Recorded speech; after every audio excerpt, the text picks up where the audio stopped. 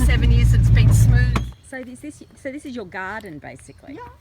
And so the one you saw in Mossman Fries is this pathway down through here. Oh, okay. It's really rare that I paint what I see. I usually paint from imagination. But yeah, so down through there, just all those shapes are just really lovely.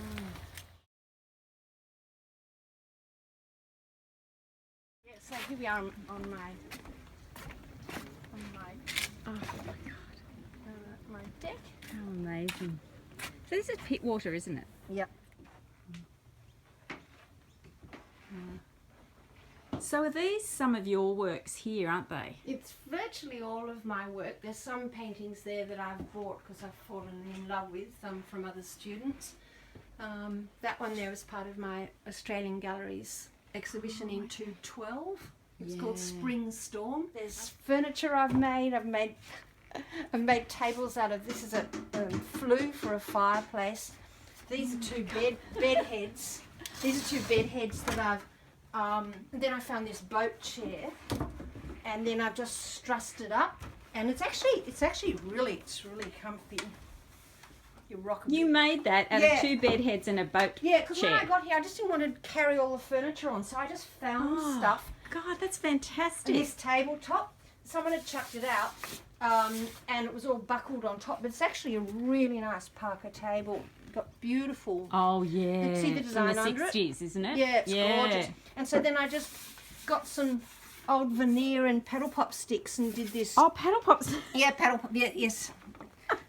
A designer must paddle pop sticks, and then yeah, so that's Fantastic. Made I love lather. that. That's old bunk beds that I've turned into a couch, and got the ladder of the bunk bed as the couch backing.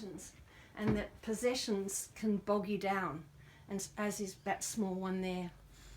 There's a drawing I did about people working together, and it looks as though it's something from the Renaissance as a subject matter, or like a deposition, but in fact it's footballers. It's just all footballers. And what is that? Is that Conte or? No, that's actually ink, and I used. Well, I put colour on paper, a bit like a carbon, put paint on paper and then worked on top of the paper, so that I was working quite blind, and that's why you get all those layers of hands on top of each other.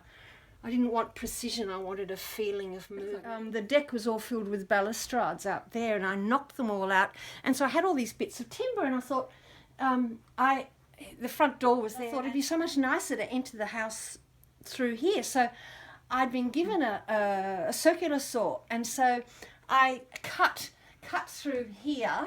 Yeah.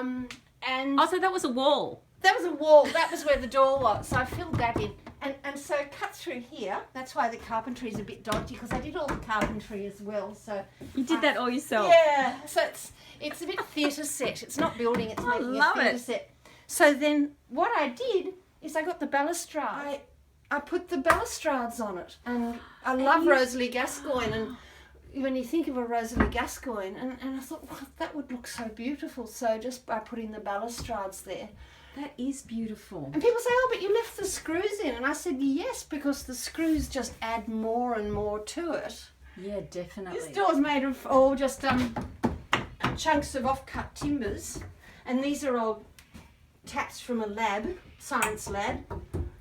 I had an artist, I was the Margaret Whitlam artist in residence at Bondi Public, and they were dismantling the old science lab, and there were these beautiful things that no one had any use for. Oh, look at this. It might be a bit dark.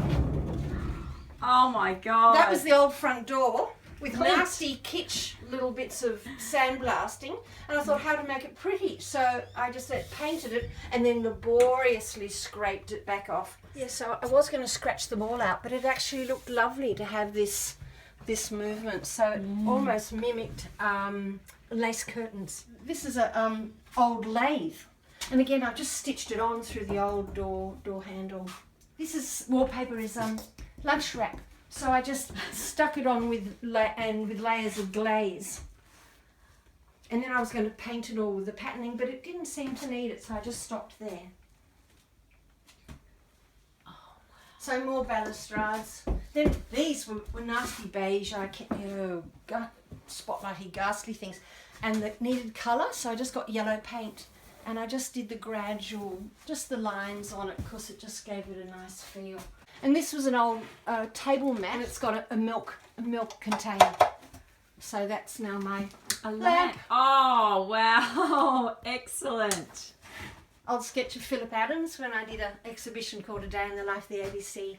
Oh, yes. And so, yeah, my son, Raffaello, designed that. Oh, And I just think it works so well there. beautiful. He calls it the case moth, you know, like this. Right. So that's that. And my lessons, I'm going to one day write a book Oh, about all my classes. Oh, these are all your notes. Yeah, so probably some of your work's in here somewhere. Oh. I bet. So, but it was just a real pleasure to, rather than just pop off to Bunnings, you just think, how could... How did you think of that, though? You're just having dinner one night. I've always loved ossobuco bones, because look at them, they're, you know, pre-cut, the beautiful shape. They're great. And I like the way you got one low and one higher. It's great. Yeah, because I didn't want to put the screw through it. Oh, right. That's a practical reason for that. Oh, very practical woman, yeah. Another door handle. It's a beautiful old tool, actually, that you marked a line on timber with. But I put that in. So here's my studio here. Oh. Yeah, it's good because come and look out here.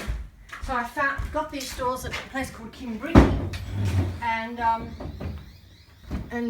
got them up here. So it's more handles. It's such a delight making handles. So they're just out of bark. I never thought of that, but you can be so creative with handles. Yeah. Yeah, it's great. So yeah, Oh, again, so- there's the gum tree. So that's how I got all the beautiful gums for those first paintings.